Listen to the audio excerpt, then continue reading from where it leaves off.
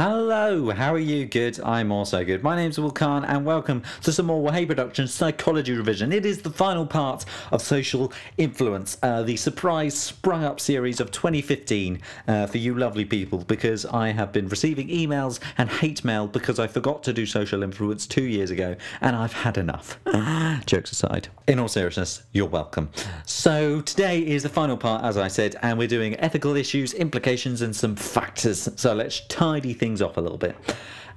Beginning with ethics, and we're going to tackle Milgram's study. I'm going to give you an argument and then I'm going to give you the defense.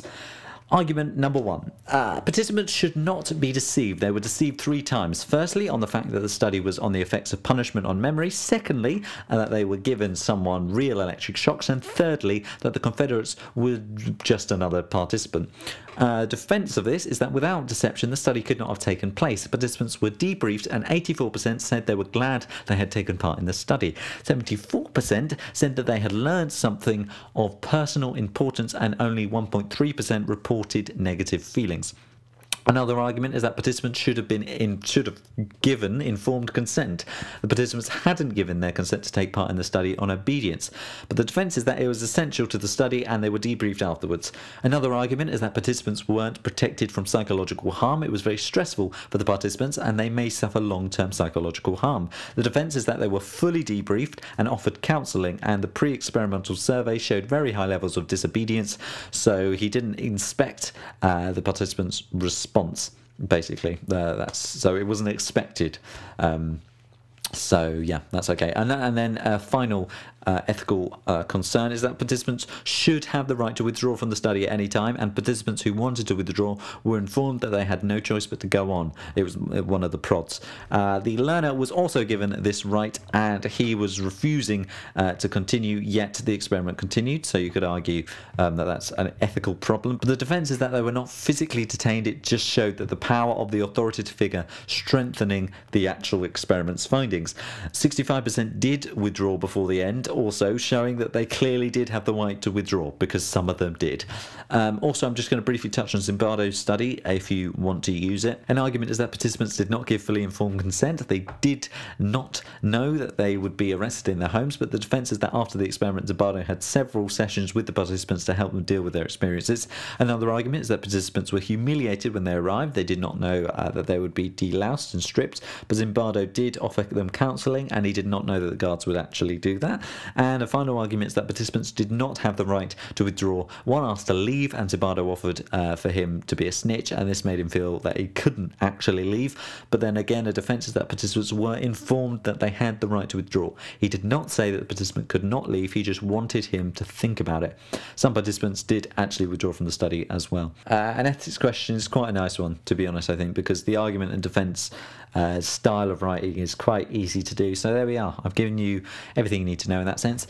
Okay, on to independent behaviour and social influences in everyday life. It's kind of split into situational factors and dispositional factors. So beginning with situational factors and resisting conformity. At the centre is another person resisting the majority, and this makes the participant feel more confident in their own decision and more confident in rejecting the majority position. And psychosocial identity is basically if we can relate to the minority group, it's much easier for us to agree with them. Group anonymity is conformity basically reduces if the majority does not hold the same view. Ash found that if just one other group member agreed with the judgment of the true participant, then the conformity reduced from 32% to 5%. That's right. On to resisting obedience and situational factors. The proximity to the victim. When the plight of the learner is made more obvious, obedience drops, and when the teacher had to hold the participants' hand on the plate, obedience dropped to 30%. Proximity of the authority. When the experimenter was not in the same room, obedience dropped to 20%. Feeling responsible when they thought the learner was in distress. Some of the participants refused to continue. Another one, disobedient allies. Seeing others disobey when the teacher had 2 accomplices, obedience dropped to 10%. Education, Gamson's experiment found that some quoted Milgram's experiment as reasons for their disobedience, which is interesting. And reactance, final one, is that people resist because they don't like being told what to do. They don't like their freedom being restricted. which is one argument. On to dispositional factors, and the first one is the locus of control. You're going to be hearing this a lot, I assure you, next year. A person's perception on their personal control of their own behaviour. High internals perceive themselves as having a great deal of personal control over their behaviour, and therefore more likely to take the responsibility for it. They're less likely to conform or obey. High externals, so they have high external locus of control, they perceive events happen as being outside their control. They're more likely to conform and be obedient for this exact reason. Berger and Cooper in 1979, but you don't need to know the date or even really their name, found that people with a high desire for personal control were less likely to conform in a situation. And finally, last dispositional factors is the authoritarian personality. This is a personality type that is linked to high levels of obedience and conformity.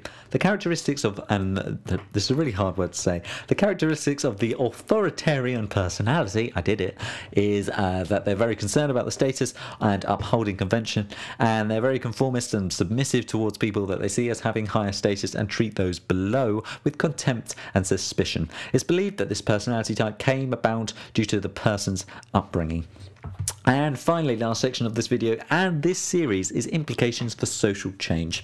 Social change, as a definition, is where society as a whole adopts a new belief or a way of behaving, which then becomes widely accepted as the norms. So, how does a minority influence occur? It's basically split into 4 parts: consistency, confidence, persuasiveness, and the zeitgeist, which is an awesome word. Anyway, beginning with consistency. The minority group have to be consistent in their position. By maintaining their belief over time, it shows commitment to their position and sends a message that an alternative to the majority is available. For example, Fathers for Justice have been consistent in their message for 10 years across many different protests. They have been the same consistent message. So that's one nice example, which I'm going to keep throughout. The next step, if you like, is confidence. Confidence in the minority opinion sends a message to the majority that the position is a serious one.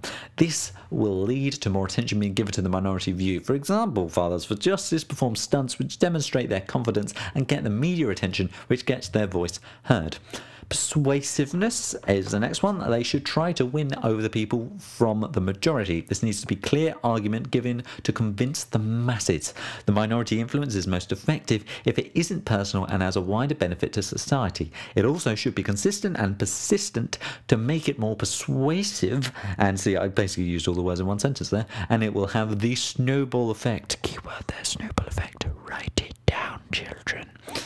That sounds really creepy. Anyway, Fathers for Justice uses specific examples of cases and they risk arrest, showing their commitment, which is in itself very persuasive. And finally, zeitgeist, or the spirit of our time. When the culture at the time is ready, then the change can occur. It's been shown that non-violent behaviour by a minority can bring about social change and pressure groups like the suffragette movement, for example. And to give the Fathers for Justice example, just to finish things off, high divorce rates at the current time show that their point is relevant in today's zeitgeist, if you will. That's it. That's all for social influence. You can join me next time with stress or go over to abnormality. Links are in the description and all over the shop.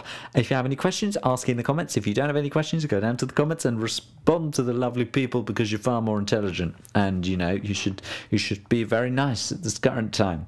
Anyway, hit the like button. Oh yes, one other thing, in the description there are links to my own little revision packs which have got everything I've said on it for social influence, stress and abnormality, and also I put in a how to sort of do exams, sort of exam technique little document which you might find helpful. Not many people have checked it out in the 2 years since I've made them because I don't think I said them enough, so here we go. I'm telling you now, go and have a nosy, because you know otherwise I've made them in vain.